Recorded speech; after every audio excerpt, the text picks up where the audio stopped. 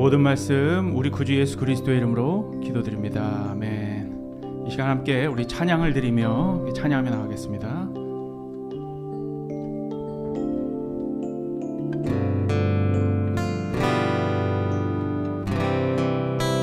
찬양을 드리며 찬양을 드리며 주 앞에 옵니다. 내 삶을 드리네. 두 손 들어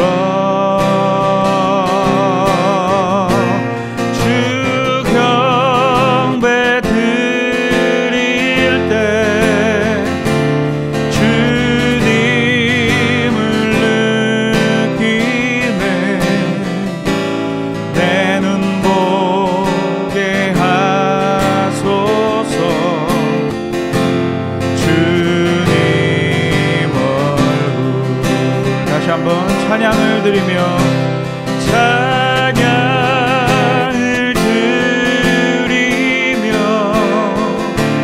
주 앞에 옵니다. 내 삶을 드리네. 두 손 들어 주 경배 드릴 때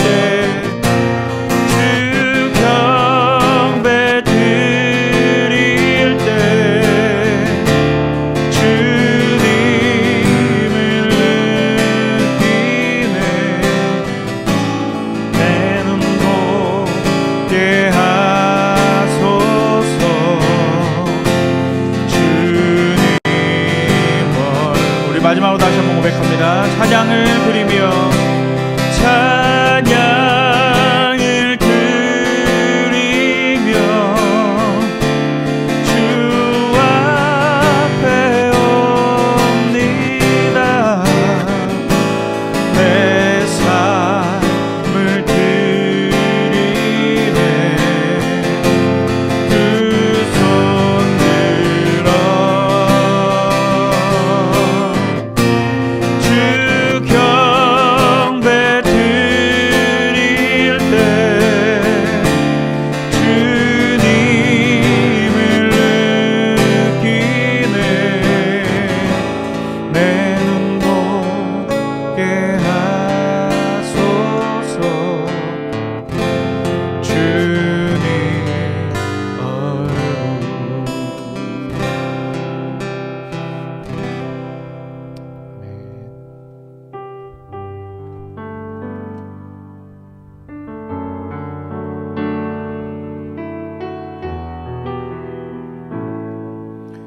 주를 위한 이곳에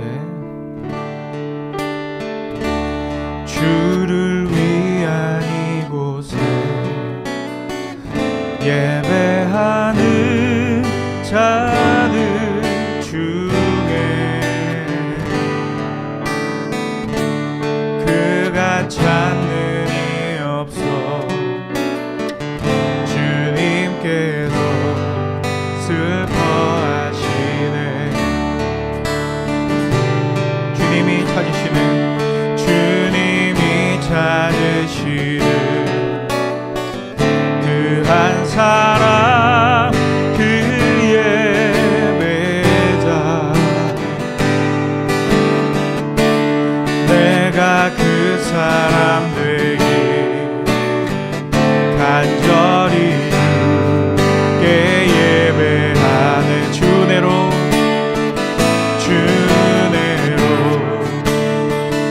이곳에 서 있네. 주 임재에 엎드려 절하네. 그 어느 것도 난 필요 없네. 주님만 경배해. 주내로 이곳에 서 있네. 주 임재에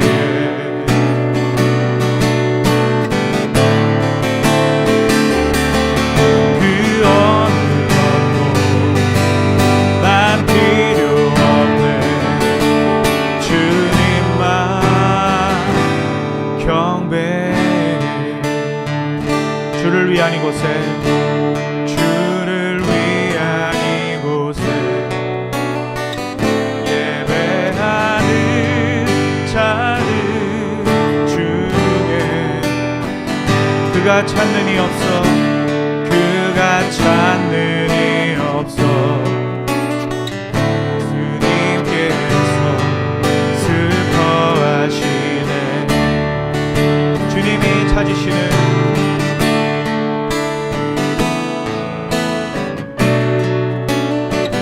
그 한 사람 그의 배자 내가 그 사람 되길 내가 그 사람 되길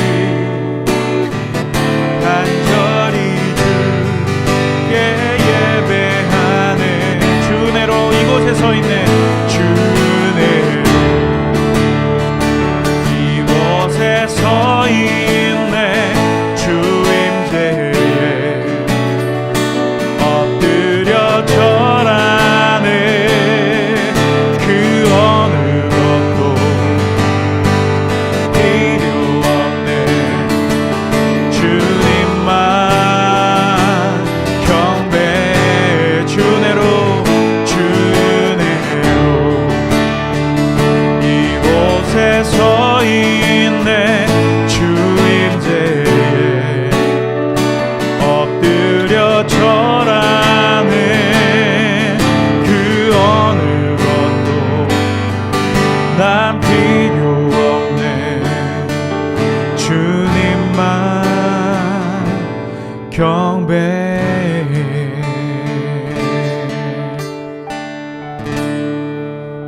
이 시간 함께 묵상으로 우리 예배를 위해 기도하며 주님 앞에 나아가겠습니다.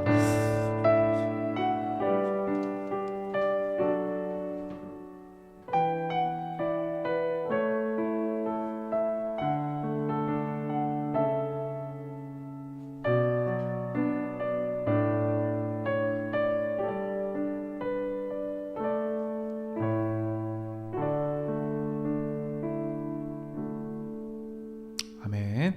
우리 다 함께 자리에서 일어나셔서 우리 살아계신 성삼위 하나님을 예배하겠습니다.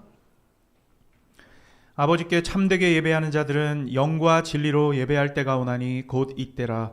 아버지께서는 자기에게 이렇게 예배하는 자들을 찾으시느니라. 하나님은 영이시니 예배하는 자가 영과 진리로 예배할지니라. 아멘. 주여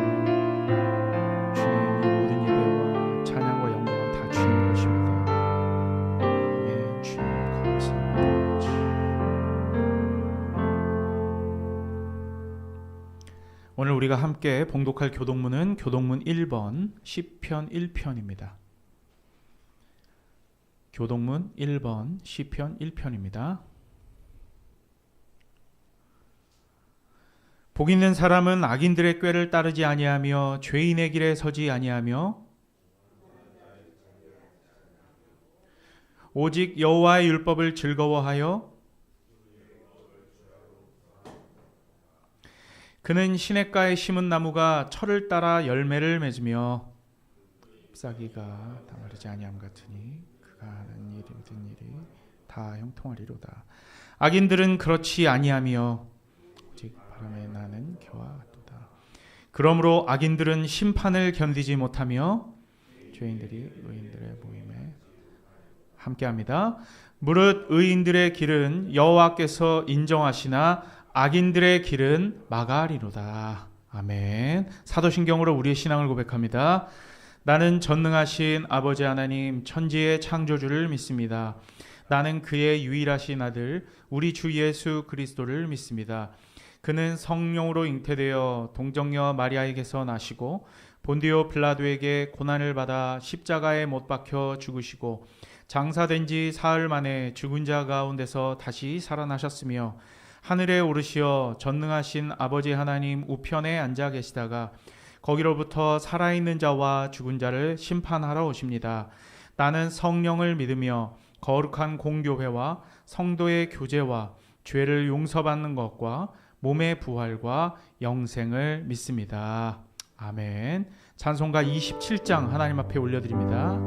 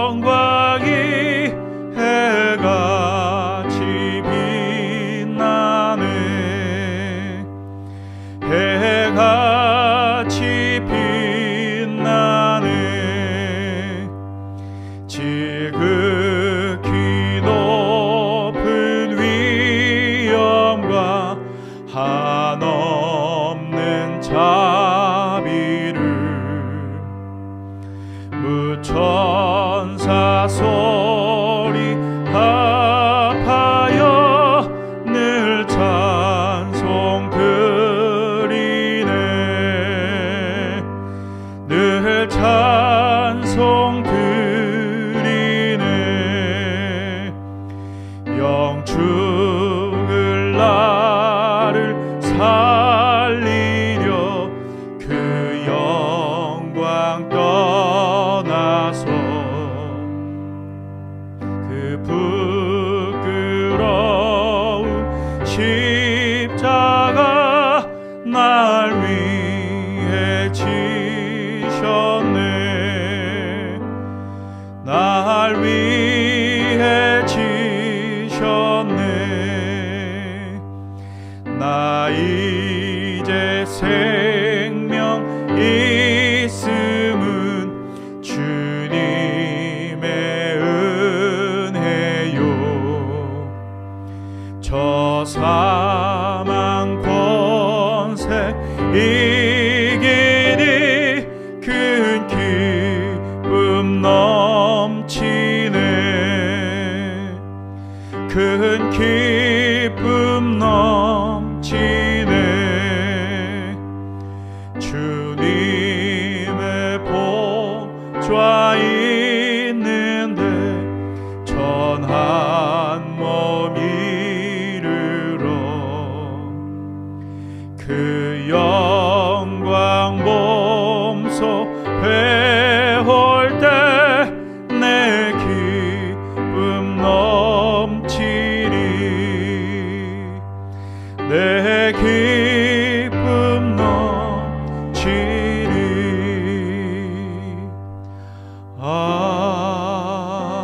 아멘. 다 함께 자리에 앉으시면서 백승환 관사님 나오셔서 우리를 대표하여 예배를 위해 기도해 주시겠습니다.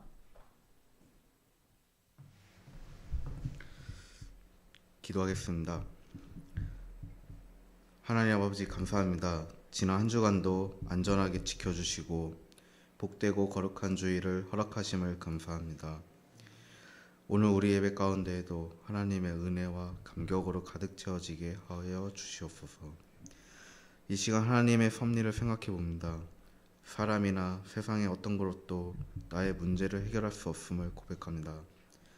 필라델피아 교회의 성도들이 오직 하나님을 나의 구원자로 바라보게 하시고 우리의 문제를 하나님께만 구하게 하여 주시옵소서.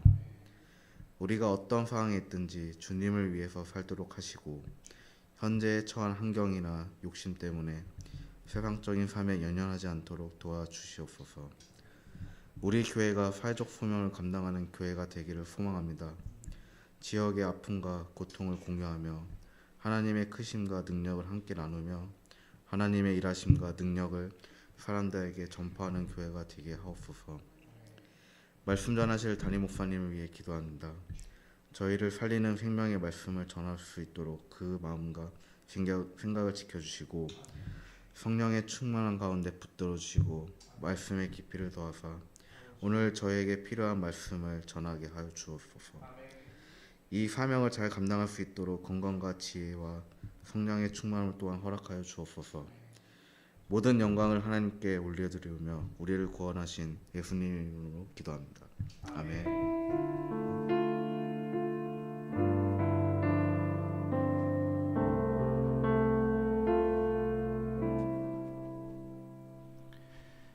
네, 오늘 우리에게 주시는 하나님의 말씀은 히브리서 4장 14절에서 5장 10절까지의 말씀입니다.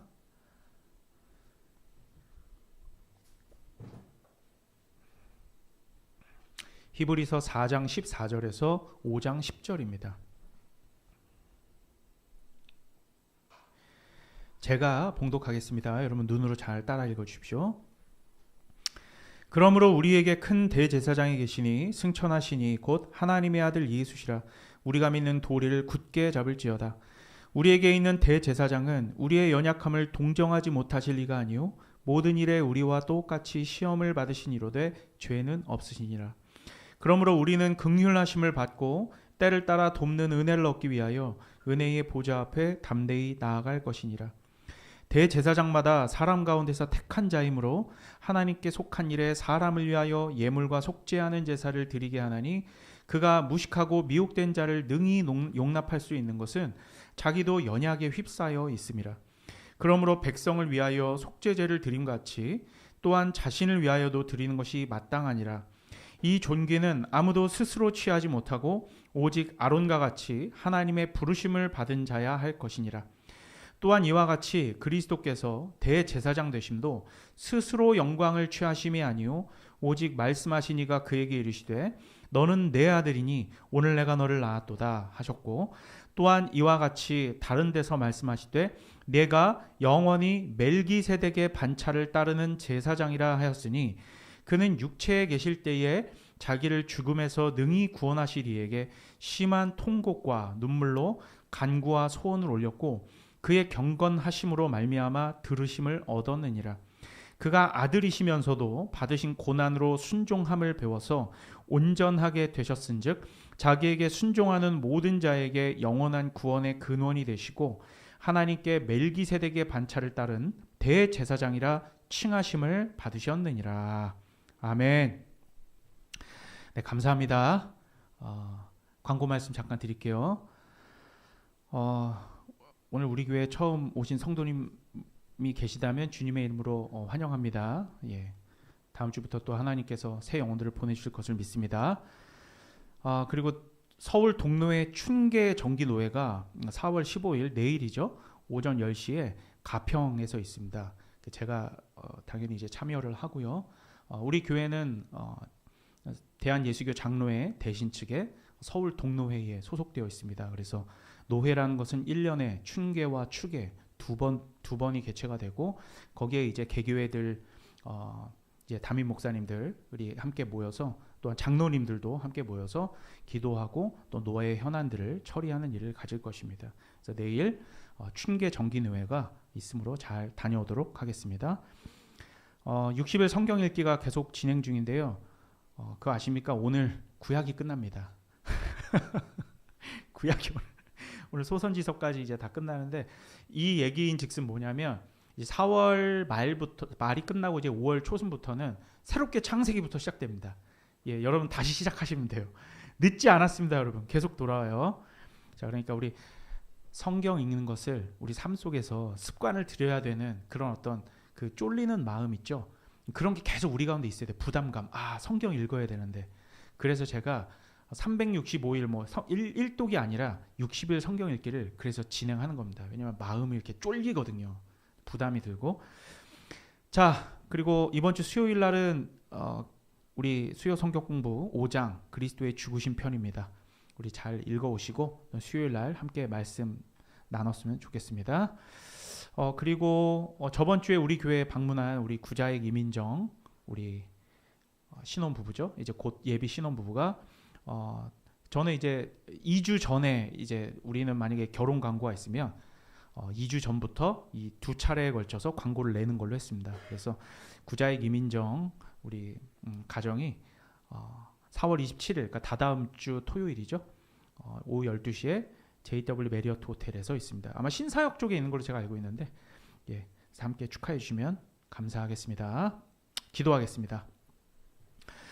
거룩하신 하나님, 우리의 모든 것은 다 주님의 것입니다. 이 시간 마음을 다하여 여러 가지 모양으로 주님께 봉헌한 예물들이 있습니다. 오직 주님 나라와 몸된 교회를 위해 쓰이게 하시고 주의 뜻대로 소명을 받아서 열심히 일하는 자들, 하나님 그들의 생활 가운데 그들의 손이 마르지 않도록 인도하여 주시옵소서. 주님, 우리 교회를 통하여 영광받기 원하시는 하나님 아버지, 그 누구도 주의 영광을 가로채어 자기의 영광으로 취하지 않게 하시고 교회와 성도들의 삶을 통해 오직 존귀하신 주님의 이름만 드러나게 하여 주옵소서. 감사드리며 예수님의 이름으로 기도드립니다. 아멘. 네, 날씨가 많이 이제 더워지는 것 같아요. 오늘 한낮 기온이 거의 한 30도까지 올라간다고 하는데 더위 이제 조심하십시오. 모기도 조심하시고요.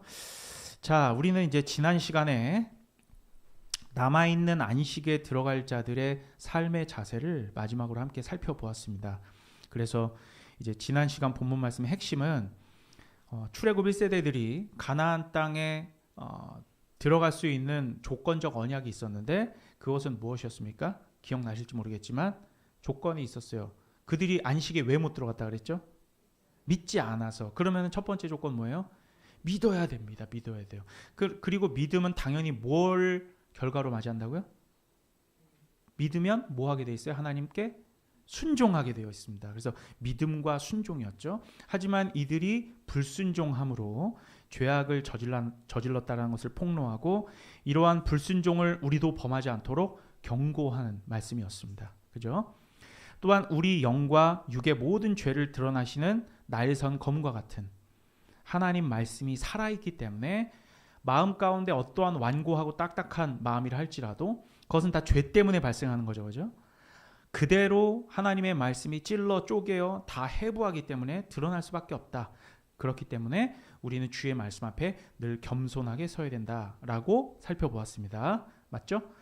자, 이제 오늘 우리 본문 4장 14절부터는 그러면 그렇게 하나님의 말씀의 검으로 말미암아 우리의 영과 혼과 그죠? 육을 다 드러내고 해부하여 우리의 죄가 폭로되었을 때 그러면 우리는 이제 어떻게 해야 되는 것이냐에 대한 해답을 오늘 말씀이 제시하고 있는 겁니다. 즉 우리 죄가 드러났고 하나님의 말씀이 우리를 찔러 쪼개어 나는 주님 앞에 이제 죽은 목숨이구나, 나는 심판의 대상이구나 할 때 그때 이제 14절은 뭐라고 합니까?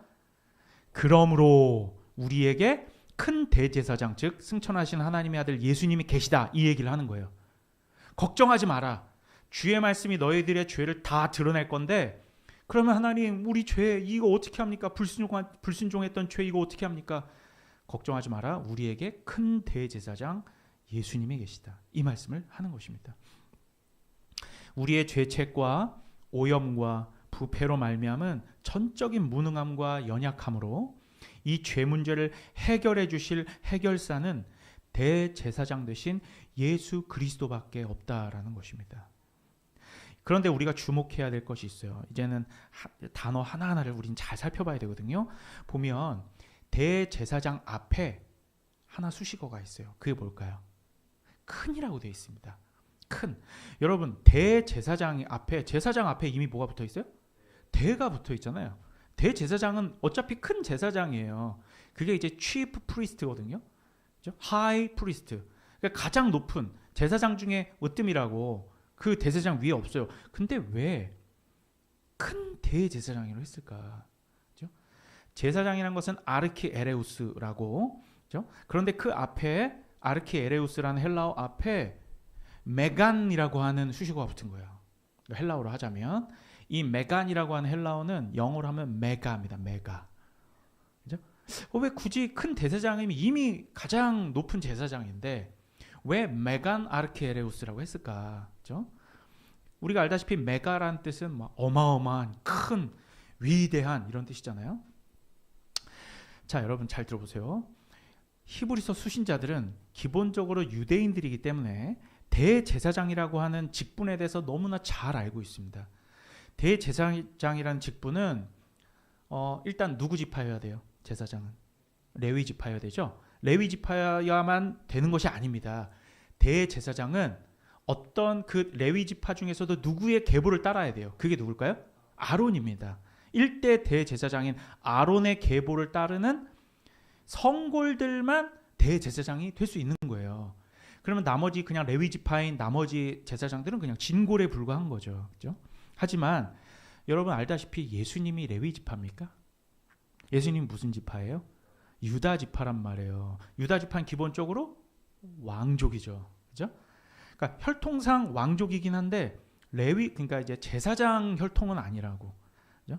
그래서 한마디로 엄밀히 말하면 제사장은 될 수 있는 자격이 없는 거예요. 육적 혈통으로 하면.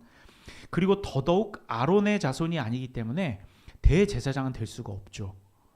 하지만 우리 본문은 예수님께서 아르키에레우스 메간, 즉 위대한 대제사장이라는, 그냥 대제사장이랑은 다른 특별한 대제사장 직분을 하나님으로부터 부여받으셨다라고 말하고 있는 겁니다. 레위 지파도 아니시고 아론 계열도 아니시지만, 아니야, 그래, 레위 지파도 아니시고 아론 계보도 아니셔. 하지만 메간이야. 아르키에레우스 메간, 위대한 대제사장 되시는 분이라고 하는 겁니다. 그러니까 이 수식어가 어떤 것과 같으냐면, 그러니까 메간이라는 것은 그냥 큰 대제사장, 뭐 좀 더 높은 대제사장 요걸 말하는 게 아니에요. 한번 들어보세요. 예수님을 하나님의 아들이라고 했을 때 우리가 세 글자로 말하는 아니요 말고 한글로 예수님을 그렇지요. 독생자라고 합니다. 독생자.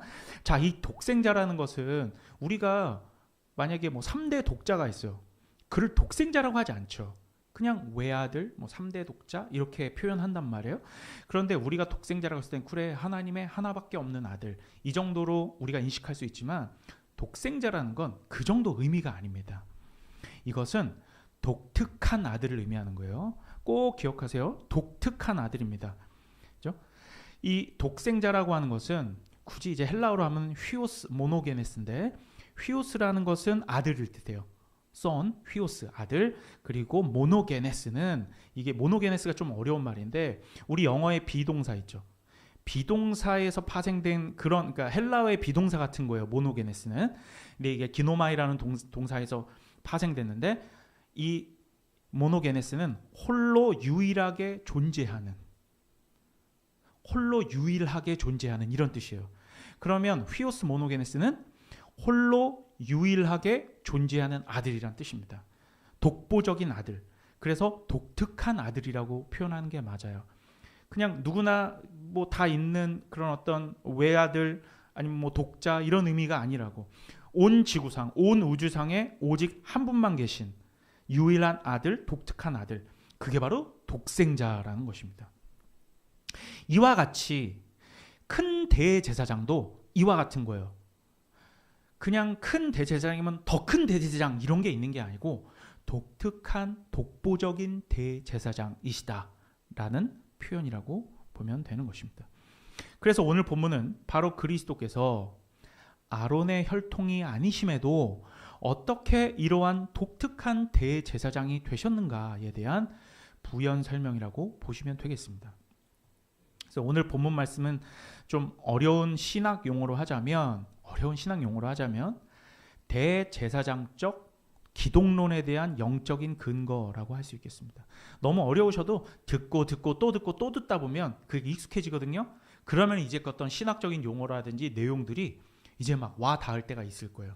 그러기 위해서는 좀 긴 시간 동안 듣고 또 듣고 하는 게 필요해요.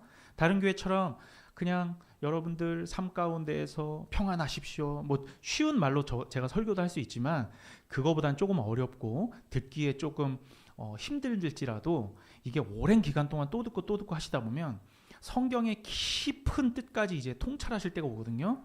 저는 그때가 되기를 원하는 거예요. 우리 성도님들이. 그러니까 조금 말씀이 어렵다 할지라도 잘 한번 들어보세요. 자, 어쨌든 여러분 그리스도라고 하는 것은 그러니까 히브리어로 하면은 메시아와 같은 말이에요. 메시아는 그리스도입니다. 그런데 그 메시아는 기름 부음을 받은 자예요. 기름 부음을 받은 자고 기름을 붓는다라는 것은 그 당시 유대의 전통 속에서 유대뿐만 아니라 그 당시 고대 근동의 어떤 문화 속에서 왕을 임명할 때도 기름을 붓고 그리고 선지자를 임명할 때 기름을 붓고 또 제사장을 임명할 때 기름을 부어요. 그러면 이 그리스도라는 것은 세 가지의 직분을 다 통합하고 있는 거거든요. 그래서 그것을 그리스도의 삼중직이라고 불러요. 그러면 예수님께서는 왕만 되시냐? 그렇지 않죠. 또 뭣도 되세요? 선지자도 되시고 제사장도 되시는 거예요. 알겠죠? 그리스도에 대한 오늘 본문의 이 진술 중에서 중요한 부분을 하나씩 살펴보겠습니다. 오늘은 특별히 이 삼중직 중에 그럼 뭘 살펴보는 걸까요? 제사장직에 대해 살펴보는 거예요. 자, 먼저 오늘 말씀 14절을 보면 예수님을 승천하시니 곧 하나님의 아들 이렇게 표현하고 있죠. 승천하시니. 여러분 승천이라는 말은 하늘로 오르셨다 이런 말이죠. 그런데 그냥 우리가 뭐 이렇게 공중으로 붕 떠서 하늘로 올라가는 그런 어떤 창공을 향해서 비행기처럼 날아가는 그런 표현이 아닙니다. 승천이라는 것은. 이 승천이라는 것은 잘 기억하세요. 우리 인간이 측량할 수 없는 시공간을 벗어난 하나님의 존재 방식으로 가셨다는 뜻입니다. 지구는 둥글고, 그죠? 우주는 어디가 위고 아래고 이런 개념이 없잖아요. 그죠? 그러면 예수님께서 뭐 예루살렘에서 예를 들어서 승천하셨으면 그 위를 향해서 쭉 쭉 나가셨으면 우주의 어떤 한 방향을 향해 나가셨을 거예요. 그러면은 예수님께서는 올라가셨다라면 결국은 어딘가 쭉 그럼 지구는 계속 확장하고 있다라고 과학자들이 얘기하는데 그럼 예수님이 지금도 계속 확장하고 올라가고 계시겠네? 그죠? 그런 의미가 아닙니다. 우리가 사는 시 공간인 이 하늘과 땅으로부터 이 우주 공간으로부터 벗어난 하나님이 계신 곳으로 가셨다라는 걸 의미하는 거예요. 한마디로 우리는 어떤 시 공간이라고 하잖아요. 시 공간은 3차원이죠. 그리고 시간은 1차원이에요. 그래서 통합 4차원의 시공간이라고 우린 얘기하거든요. 그런데 그것을 벗어나신 거예요.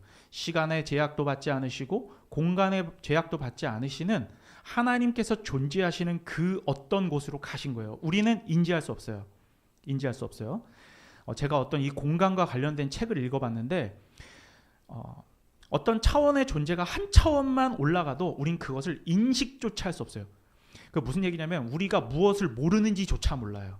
그런 의미라고.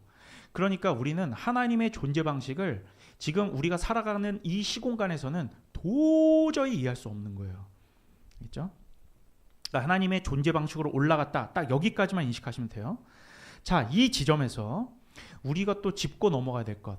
예수님이 승천하셨다라고 했을 때 마치 예수님이 뭐요? 그 뭐지? 이 마스크맨이 아니라 뭐라 합니까? 네? 갑자기 기억이 안 나가지고. 아니 어쨌든 여러분 슈퍼맨처럼 혼자서 예수님이 막 그 자기의 힘으로 올라가신 겁니까? 그런 게 아니에요. 아이언맨을 제가 잠깐 착각했어요. 네. 마스크맨이래. 죄송합니다. 자, 승천이라는 거죠. 여기서 중요한 겁니다. 승천이라는 것은 스스로 올라가신 것이 아니다라는 거예요. 즉 능동이 아니라 수동의 의미입니다. 올려지신 거예요. 마가복음 16장 19절을 제가 볼게요. 한번 띄워주시고요. 마가복음 16장 19절에 이렇게 되어 있습니다. 주 예수께서 말씀을 마치신 후에 하늘로 올려지사. 본인이 올라가셨다는 겁니까? 아니면 올려지신 겁니까? 지신 거예요. 하나님 우편에 앉으시느니라. 자, 올려지시고 난 그 다음이 더 중요합니다. 승천하신 다음에 그 다음 어떻게 되셨다는 거예요? 우편에 앉으신 겁니다. 하나님의 보좌 우편에 앉아 계시다는 것은 우리가 단지 이미지상으로만 떠올려서는 안 돼요. 여러분, 승천의 핵심은 하나님의 우편에 앉아 계신다. 이게 중요한 거거든요. 하나님의 우편에 앉아 계셨다는 것은 왜 좌편이 있는데 왜 우편이에요? 오른쪽, 특별히 왕의 오른편이라고 하는 것은 통치권을 의미하는 겁니다. 그래서 아버지의 모든 통치권을, 원래 왕은 창조주 하나님이신 아버지 하나님이시죠. 아버지 하나님께서 모든 우주 만물의 하늘과 땅의 모든 권세를 가지고 계신데 이 모든 하늘과 땅의 통치권을 보좌 우편에 앉으신, 모든 사역을 마치시고 승천하신 예수께 다 이양하셨다는 뜻입니다. 거기에 바로 주안점이 있는 거예요. 자, 먼저는 예수님께서 공생의 사역 동안 아버지에 대한 전적 순종으로 말미암아, 그죠? 핵심적으로는 십자가와 부활로 말미암아 하나님의 보좌 우편에 앉으시기에 합당한 자격을 획득하신 것이죠. 그죠? 우리 쉽게 이해하자면 어떤 재벌이 있다고 쳐요. 굴지의 재벌이 있는데, 그죠? 그 아들을 경영 수업을 시켜서 이 아들이 정말 경영권을 잘 승계할 수 있고 이 큰 그룹을 이끌 수 있는 능력이 있는 친구인지, 그죠? 저 아랫단부터 직원부터 일도 시켜보고, 그죠? 그렇게 해서 결국은 마지막에 이제 회장직으로 올라오는 이제 그러한 이미지를 떠올리시면 될 것 같아요. 그죠? 통치권을 결국 예수님께서 이제 획득을 하신 것인데, 이 승천이라고 하는 것은 바로 그 통치권을 이양하는 왕위 즉위식으로 보시면 되겠습니다. 결국은 승천은 그냥 하늘 올라갔다 여기서 끝나는 게 아니라 뭐라고요? 왕위를 물려받으신 거예요. 그렇죠? 진정한 만물의 통치자로 등극하시는 거죠.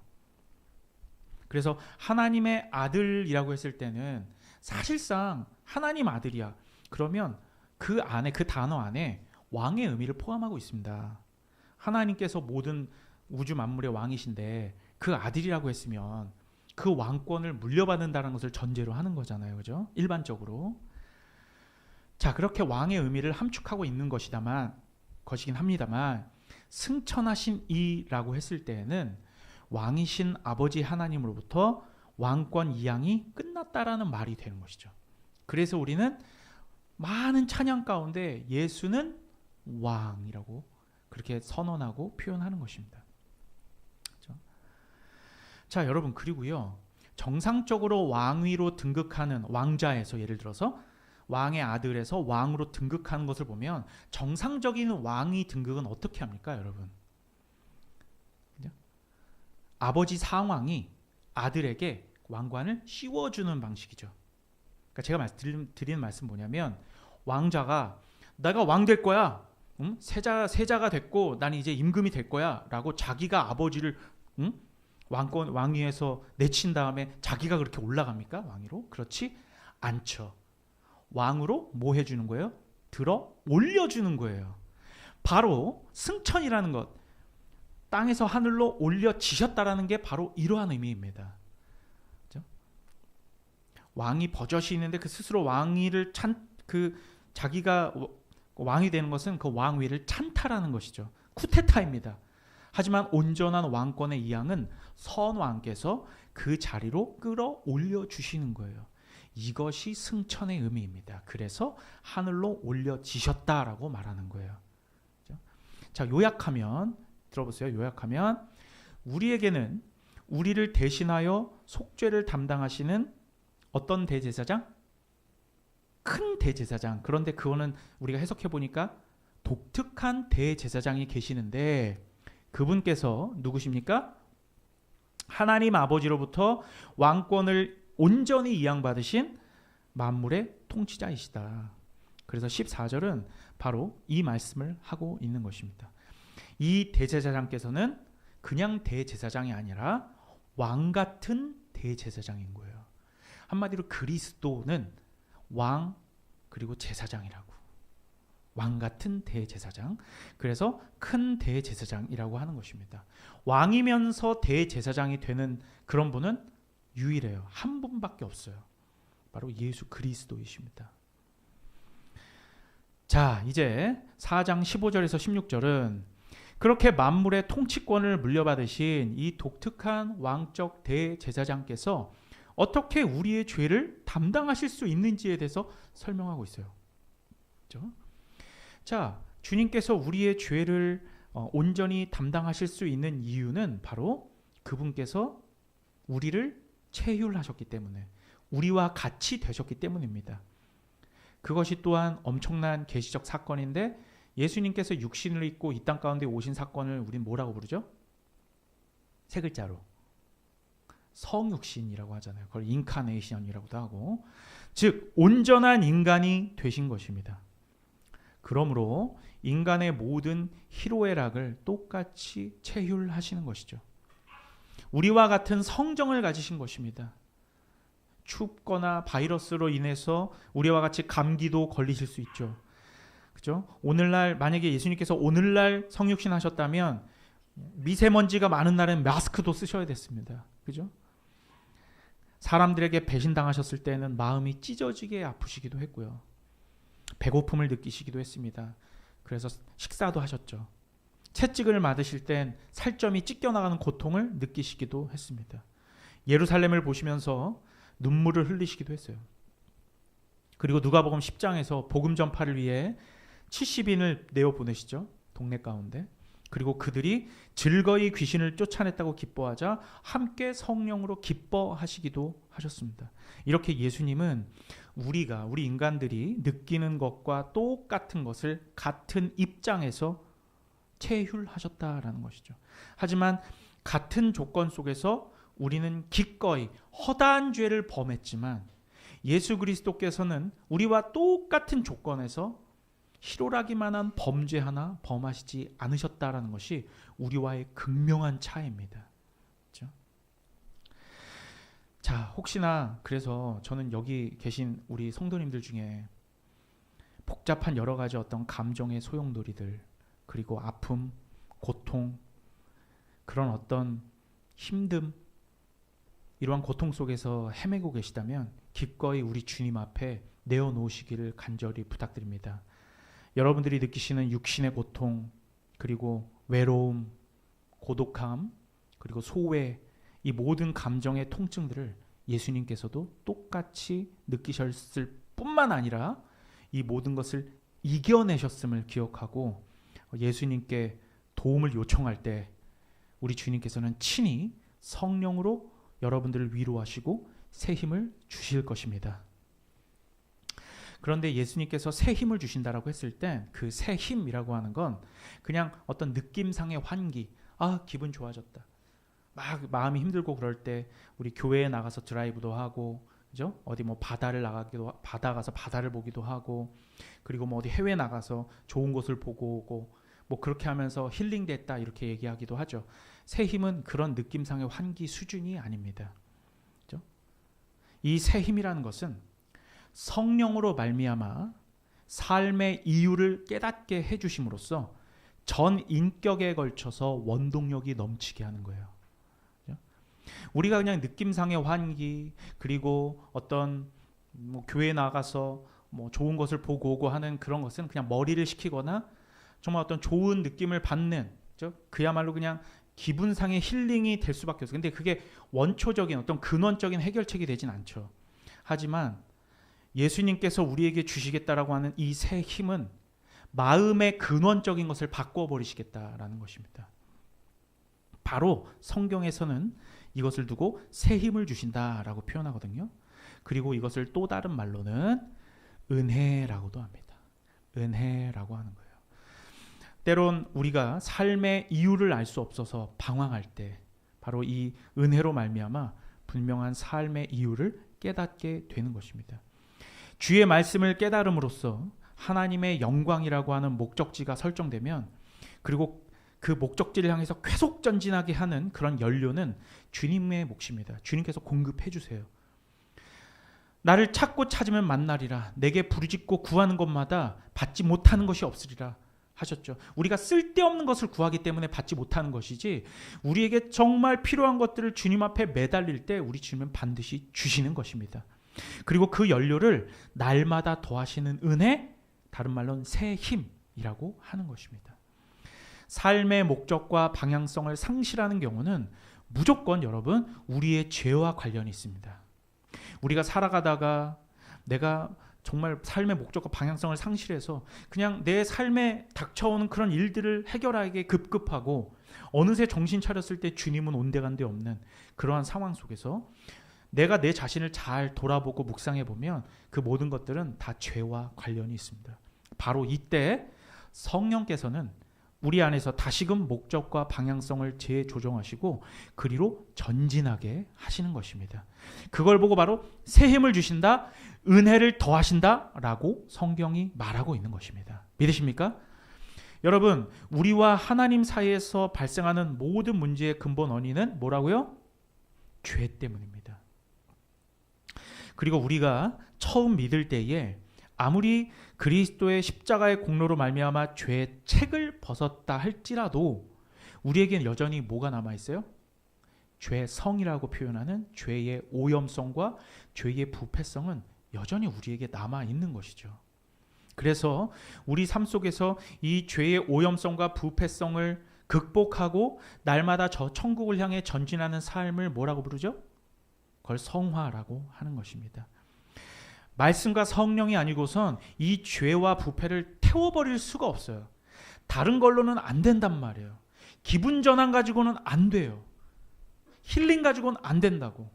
우리 마음 가운데 있는 죄성을 태우는 것은 뭐와 뭐밖에 없다고요? 말씀과 성령밖에 없는 것이에요. 이 성화의 삶에서 가장 중요한 것은 날마다 내려주시는 은혜밖에 없는 것입니다. 바로 이 은혜가 없으면 우리 전 인격이 사실상 살아갈 수가 없는 것이죠. 우리 보면 4장 16절은 그래서 이렇게 말하는 것입니다. 저는 4장 16절을 얘기하려고 지금까지 얘기를 한 거예요. 4장 16절을 우리 함께 읽어볼까요? 4장 16절입니다. 여러분과 함께 한 목소리로 시작. 그러므로 우리는 긍휼하심을 받고 때를 따라 돕는 은혜를 얻기 위하여 은혜의 보좌 앞에 담대히 나아갈 것이니라. 아멘. 여기에서 때를 따라라고 하는 말은 헬라어로는 유카이로스라고 하는데 이것은 well timed라고 하는 거예요. 이 well timed가 뭡니까? 적절한 때. 때를 따라라는 것은 그냥 always가 아니에요. 적절한 때인데 그 때가 언제입니까? 주님께서 설정해 놓으신 바로 그때. 우리는 잘 모를 수 있어요. 그 때를 따라라는 것은 주님이 정하신 가장 적절한 때, well timed. 바로 그때 돕는 은혜를 내려주신다라는 것입니다. 우리는 왜 아직도 하나님께서 내게 이러한 은혜를 내려주시지 않을까? 계속 날마다 기도는 하는데 주님 앞에 어떤 소원을 두고 계속 기도하는데 내 마음을 이렇게 답답해할까? 기다리십시오. 주님께서 가장 적절한 때에 주님의 은혜를 내려주실 것입니다. 그리고 그때는 우리가 죽는 순간까지 삶의 여정 내내 반복될 거예요. 나는 어떤 삶의 어려운 문제들과 내 죄성 때문에 갇혀서 힘들어하고 그럴 때마다 주님 나는 왜 이럴까요? 주님 나는 왜 이렇게 죄만 짓는 이런 인생을 살까요? 하고 괴로워하고 힘들어하고 할 때 주님께 계속 나아가게 되죠. 그때 때로는 주님께서 묵묵부답으로 일관하실 때가 있어. 그런데 여러분 그때 마음에 상심하지 마시고 끝없이 주님께 매달리십시오. 그러면 우리가 모르는 그 어떤 한 때가 있어요. 그때 뭔가 주님께서 탁 하고 터뜨려 주실 때가 있습니다. 그때 우리는 깨닫게 돼요. 아 그렇구나. 지금 이 긴 시간 동안 하나님께서 이걸 해결해 주시지 않았던 건 바로 이렇게 하시려고 했구나. 그게 바로 요셉이 애굽의 총리가 된 이후에 요셉의 형들이 요셉을 찾아왔을 때 깨닫게 되었던 바로 그러한 그 삶의 깨달음이에요. 아 하나님께서 이렇게 하시려고 나를 이곳 가운데 애굽에 먼저 보내셨구나. 그게 몇 년이나 걸렸어요? 그 17년 거의 30년 가까이 걸렸다고. 그죠? 이게 엄청난 시간이 흐른 거예요. 이게 우리는 기다려야 될 것입니다. 때를 따라 돕는 은혜를 얻기 위하여 담대히 보좌, 은혜의 보좌 앞에 날마다 나아가는 거예요. 그런데 그냥 은혜의 보좌 가운데 그냥 나가면 됩니까? 아니요. 우리가 뭔가 의지해야 되는 게 있어요. 그게 뭡니까? 주의 보좌로 나아갈 때에 어떻게 나가야 하나? 뭘 의지해야 돼요? 십자가의 보혈을 의지해서 나아가는 것입니다. 그 때와 결과는 주님께 달린 거예요. 우리는 계속 은혜의 보좌 앞에 나아갈 책임이 있는 겁니다. 그것을 들어주시고 안 들어주시고는 다 주님께 달렸어요. 그러니까 실망하지 말고 좌절하지 말고 은혜의 보좌 가운데 나아가기만 하세요. 주님이 반드시 책임질 것입니다. 자 이제 5장으로 넘어갑니다. 자 5장 1절에서 4절까지는 인간 대제사장의 특징과 그 한계성을 설명하고 있거든요. 근데 그것을 이제 5가지 정도로 말할 수 있는데 제가 빠르게 그 조건을 얘기해 볼게요. 자, 대제사장은 첫 번째 사람 가운데 택한 자여야만 합니다. 당연히 사람이 되어야죠. 그죠? 천사는 될 수 없어요. 두 번째, 이 제사장의 주된 업무는 사람을 위하여 예물과 속죄하는 제사를 드리는 일입니다. 맞죠? 이게 두 번째. 세 번째는 그렇게 사람을 위하여 속죄의 제사를 드릴 수 있는 것은 자신도 그 제사를 드리는 자와 마찬가지로 죄를 지을 수 있는 연약함을 가지고 있어야 돼요. 즉 그게 무슨 얘기냐면 죄가 있어야 된다 이 얘기를 하는 게 아니라 사람과 똑같은 조건을 가지고 있어야 되는 거예요. 그래야 뭘 할 수 있기 때문에 체휴를 할 수 있기 때문에. 그래서 우리 주님이 뭘로 오신 거예요? 완벽한 사람으로 오신 거예요. 그죠? 즉 체휼의 조건이 있어야 된다. 이 세 번째. 네 번째는 대제사장도 그렇게 연약함을 가지고 있기 때문에 다른 사람을 위할 뿐만 아니라 자기 자신을 위해서도 제사를 드려야 된다라는 것이죠. 이것이 이제 인간 대제사장의 한계성이에요. 인간 대제사장의 한계성. 5번째 마지막으로 5장 4절에 보면 이러한 존귀는 여기는 존귀 특권입니다. 이러한 특권은 오직 아론처럼 하나님께서 시킨 사람만 할 수 있는 거예요. 내가 대제사장 될래라고 해서 할 수 있는 게 아니고 아론도 제가 한번 대제사장 직분 한번 도전해 보겠습니다. 이렇게 해서 되는 게 아니란 얘기예요. 하나님께서 임명해 주셔야지만 되는 거예요. 택하신 사람만 감당할 수 있는 직분입니다. 그래서 아론도 그 사람이 뭔가 특별하기 때문이 아니라 하나님께서 첫 번째 대제사장으로 임명하셨기 때문에 된 것이죠. 그리고 대제사장은 아론의 후손이어야만 한다라고 하는 조건이 있는데 그거는 그러므로 부차적인 것입니다. 첫 번째는 하나님께서 택하셔야 된다는 거예요. 그리고 부차적인 것이 그 아론으로부터 나온 자손. 오케이? 그러므로 하나님께서 택하여 부르셨을 때는 그가 아론의 계보가 아니더라도 대제사장의 직분을 얼마든지 감당하게 되는 것입니다. 아론조차 하나님께서 택하셨고 너는 대제사장으로 내가 임명한다 라고 했을 때 임명이 되었기 때문에 아론의 그 계보가 아니더라도 하나님께서 택해서 부르시면 그는 대제사장이 될 수 있다는 거죠. 바로 그 말을 5장 5절에서 6절이 하고 있는 거예요. 잘 들어보세요. 제가 읽을게요. 또한 이와 같이 그리스도께서 대제사장 되심도 스스로 영광을 취하심이 아니요 오직 말씀하신 이가 그에게 이르시되 너는 내 아들이니 내가 오늘 너를 낳았다 하셨고 또한 이와 같이 다른 데서 말씀하시되 내가 영원히 멜기세덱의 반차를 따르는 제사장이라 하셨으니 여기서 멜기세덱의 반차라는 것은 반차는 계보를 얘기합니다. 그리고 멜기세덱은 시편 110편 4절에 나오는 걸 지금 인용한 거예요. 알겠죠? 좀 어려워요. 히브리서가 이렇게 히브리서가 어려워서 여러분들 뭐 이런 처음 듣는 이름들 뭐 멜기세덱 이런 것들은 부연 설명이 필요합니다. 이 멜기세덱과 관련해서는 제가 나중에 다음 주나 다다음 주쯤에 아주 좀 심도 깊게 한번 다루도록 할게요. 어쨌든 이렇게 5절에서 밝히는 바와 같이 예수님께서 스스로 승천하셔서 하나님 보좌 우편에 앉으신 것이 아닌 것처럼 대제사장 되심도 스스로 이 특권, 그죠? 영광, 그리고 이것을 이제 명예라고도 할 수 있는데 이러한 특권을 취하심이 아니요 아버지께서 그렇게 하셨다. 그죠? 그래서 너는 내 아들이니 내가 오늘 너를 낳았다.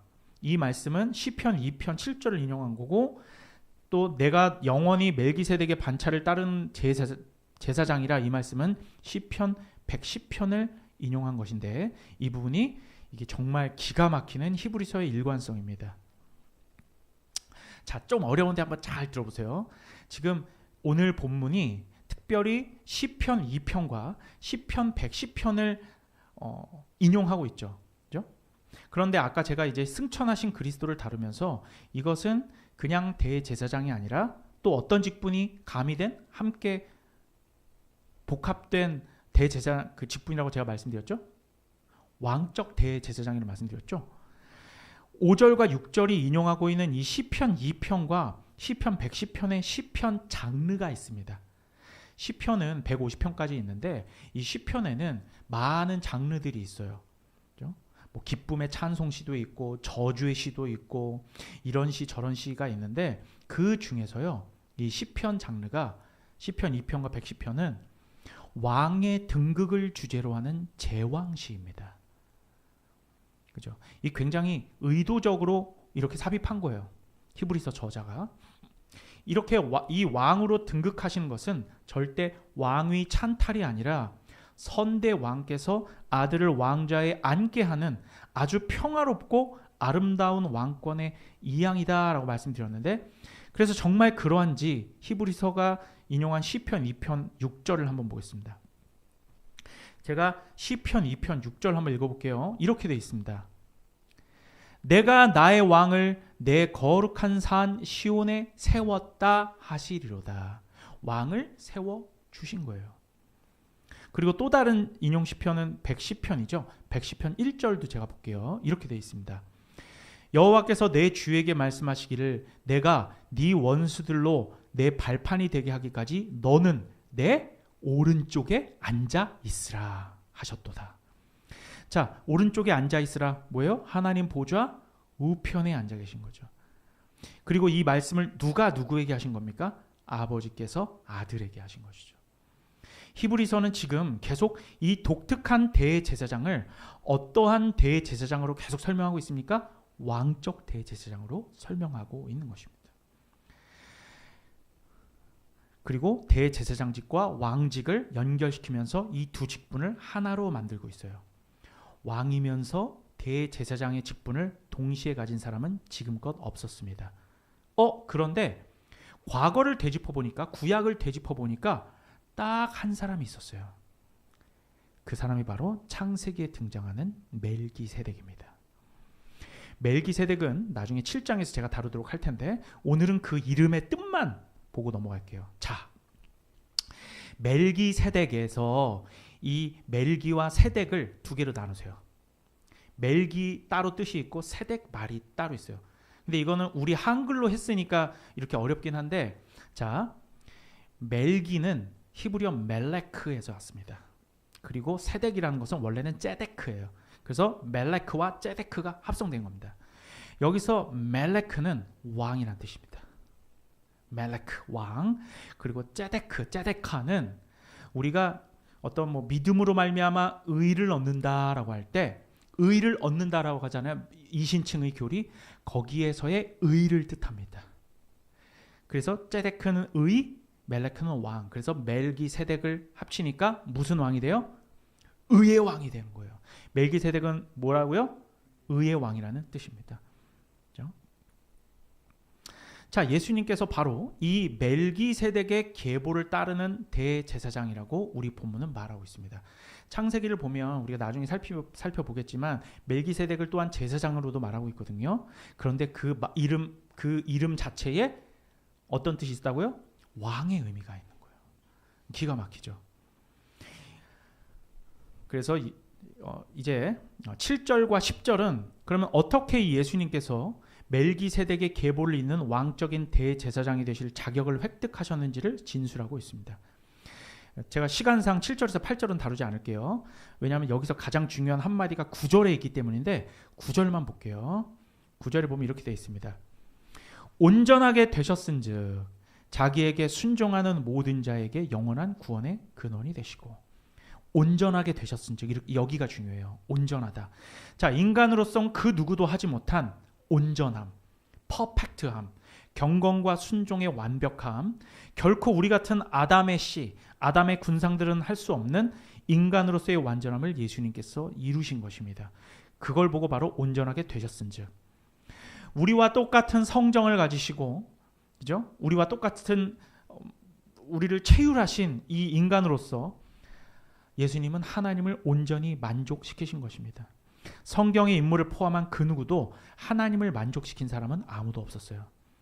오직 예수 외에는 하나님을 만족시킬 수 없는 것이죠.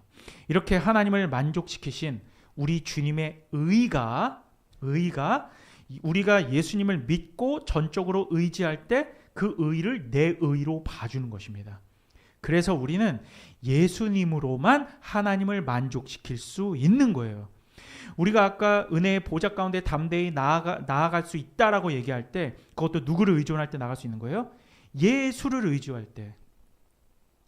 그래서 예수님은 영원히 우리 구원의 근원이신 겁니다. 자, 오늘 본문을 간단하게 요약하고 이제 마치겠습니다. 사람이시면서 하나님의 독생자이신 예수님께서는 우리와 똑같은 조건 속에서도 온전한 경건과 순종을 통하여 하나님을 만족시키셨으므로 우리를 동정하실 수 있고 체휼하시며 또한 하나님 백성을 구원하실 자격이 충분하신 분이다. 그리고 예수님께서는 왕이시면서 대제사장 되시는 아주 독특한 직분을 하나님 아버지께로부터 인정을 받으셨는데, 이것은 창세기에 등장하는 멜기세덱이라는, 즉 의의 왕이 뜻이 있는 이 대제사장의 계보를 따르는 것이다. 그죠? 나중에 보면은 멜기세덱은 아버지도 없고 어미도 없고, 그죠? 시작도 없고 끝도 없는, 그래서 하나님 아들과 닮았느니라 이런 말을 하거든요. 즉 한마디로 말하자면 아론은 그 혈통적인 계보를 따르는 대제사장이지만 멜기세덱처럼 예수님께서는 어떤 사람의 혈통을 따르는 그러한 계보의 대제사장이 아니시라 멜기세덱처럼 아비도 없고 어미도 없는 정말로 신비한 그 어떤 인간도 없는 독특한 대제사장이다. 바로 그래서 멜기세덱의 반차를 따르는 대제사장 되신 예수라고 우리가 표현을 하는 것입니다.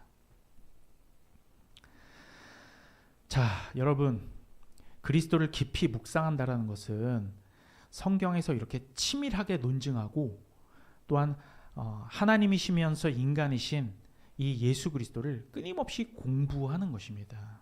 정말로 공부하는 거예요. 어렵잖아요. 지금까지 제가 설명하면서도 이게 잘 제가 이해를 시키고 있는 건가 이렇게 어려워요.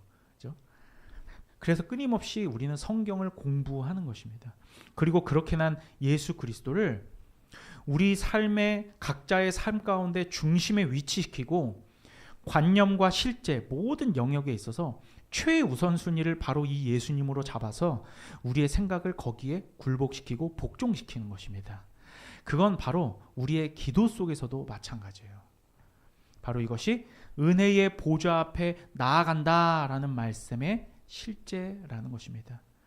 오늘 이 말씀 우리가 깊이 우리 또한 일주일 동안 삶 가운데 계속 묵상하시면서 때로 어려우시면 유튜브를 한번 찾아보시고 다시 한번 들어보세요. 그렇죠? 그러면서 이 왕 되시면서도 대제사장 되시는 예수 그리스도를 깊이 묵상하는 한 주 되시기를 주님의 이름으로 축원합니다. 기도하겠습니다. 거룩하신 하나님 아버지, 왕이시며 대제사장 되시는 독보적인 우리 주 예수 그리스도, 이분의 직분을 우리가 함께 살펴보았습니다. 바로 그 주님께서 우리 공동체의 머리가 되시고 또한 친히 다스리신 줄 믿습니다. 주님, 우리 성도님들의 삶을 돌보아 주시고 모든 것 되신 주님 앞에 또한 그 은혜의 보좌 앞에 담대히 나아가는 우리 필라델피아 성도님들 될 수 있도록 인도하여 주시옵소서. 감사드리며 예수님의 이름으로 기도드립니다. 우리 찬송가 419장 찬양하겠습니다.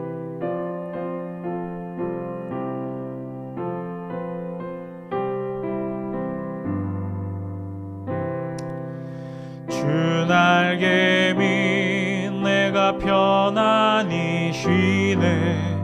밤 깊고 비바람 불어쳐도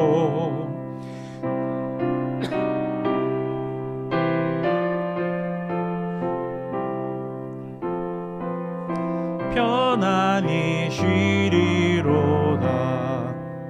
주 날개미 편안하다. 그 사랑 그늘 잔위뇨. 주 날개미 내 쉬는 영혼 거기서 살리. 주 날개미 나의 피난처 되니 거기서 쉬기를 원하노라.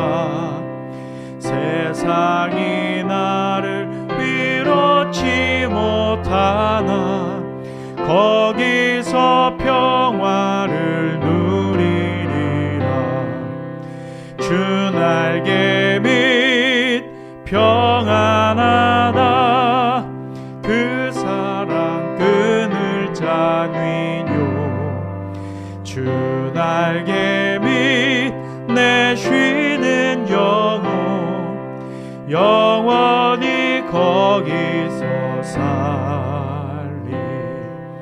주 날개미 참된 기쁨이 있네.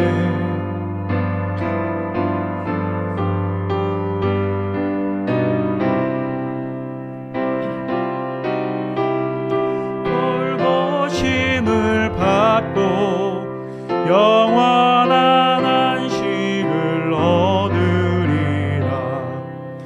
주 날개미 평안하다. 그 사랑 그늘 잔위뇨.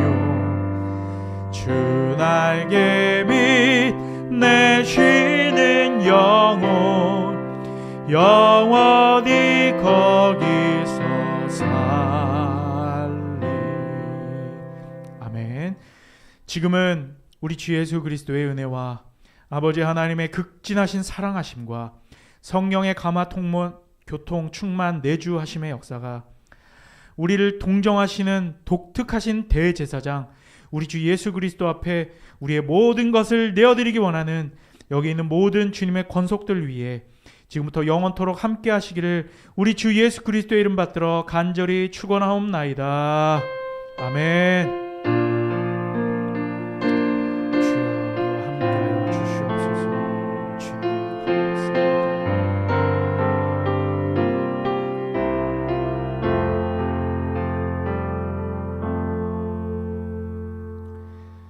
감사합니다. 오늘 예배를 마치겠고요. 우리 사역 간사님들은 한 5분 뒤에 잠시 후 앞자리에서 뵙도록 하겠습니다. 안녕히 돌아가십시오. 감사합니다.